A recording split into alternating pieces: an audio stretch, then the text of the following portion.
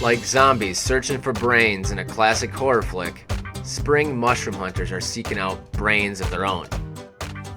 These brains are nothing more than a mushroom that is typically hand-sized and has the appearance of a brain, making this mushroom truly unique in many different ways. Welcome to Morel Truths, the mini-series. I'm Justin Yap, and over the course of several episodes, I will explore the theories, science, and traditions behind the morel mushroom. To get started, you should probably know what a morel is, and the history behind it. Which is why in this episode, we answer the question, what is a morel and why should I care? Morels are a fungus that grow wild through most of North America. Morel mushrooms, they're probably the most sought after wild mushrooms on the planet. Morels are mushrooms that grow a very short period of time throughout the United States. I'm not even a big mushroom fan, but once I had morels, of course, you're hooked. It's the best mushroom out there. Mushrooms are such a diverse kingdom of fungi is a diverse kingdom of, I mean, this shit came from outer space, man. I mean, come on, right? Some aliens dropped that shit off, right? The mushroom, scientifically known as Morchella, and more commonly referred to as morel, is a distinctive mushroom, resembling a honeycomb appearance, displaying an upper portion composed entirely of ridges and pits. I think morels, definitely the look. You have the sponge look, or some people describe it as a brain look. I don't think you can really mistake a morel for anything. Appearance really can vary. It's so interesting, all the different varieties and how diverse they can be. They do start out smaller and gray, and as they grow kind of tan to yellow a little bit more, they are easier to see. Obviously, they get a little bit taller above the leaf litter and the color lightens up. Like all mushrooms, poisonous or edible, morels are a decomposer. Just like any other member of the fungi family, they play a crucial role in the circle of life. There's a lot of science. Morels are probably one of the most complicated mushrooms. Morels are part of the Verpa family. They grow wild throughout the state of Wisconsin. Science, yeah. I don't personally get into all that because I'm just not that smart, but there are definitely scientists, mycologists. I'm not a scientist, that's the thing. I'm just a hunter. The mycelium is the plant that's underground, and the mushroom is the fruit itself. I was told to think of morels as giant recycling centers in which tons of dead organic material is processed and broken down into nutrients and compounds that can and will be consumed again. And consumed they are. People everywhere love to eat morel mushrooms.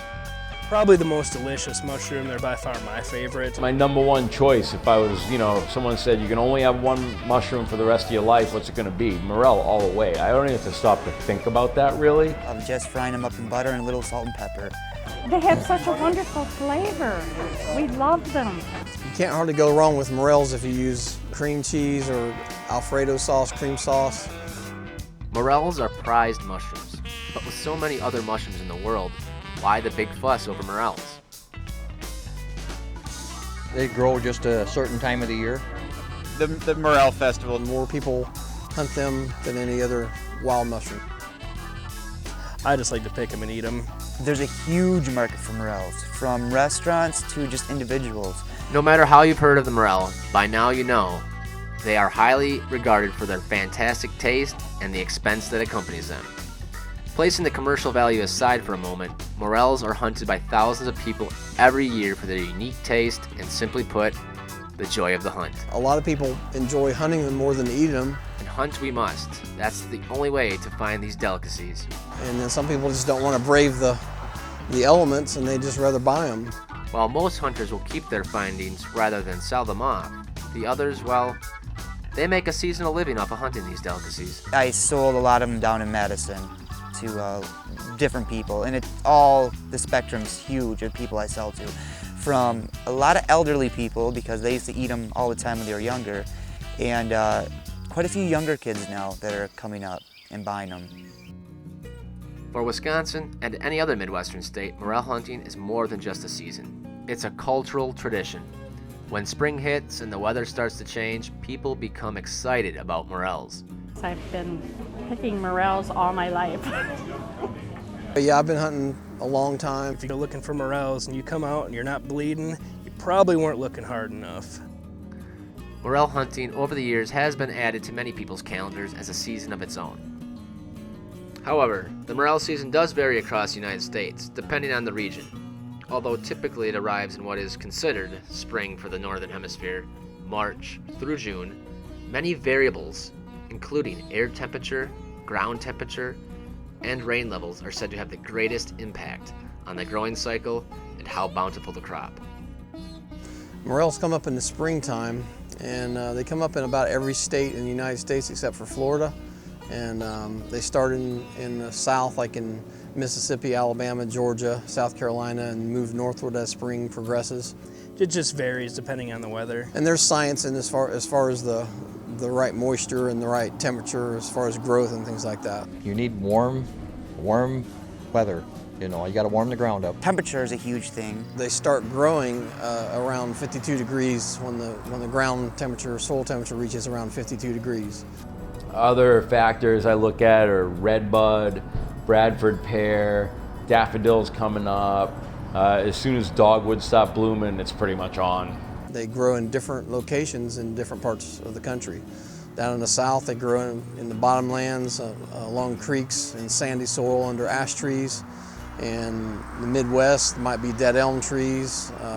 Out in the plain states, could be cottonwood trees. So if you go all the way out west, they grow under fir trees and naturally, and then also burn sites.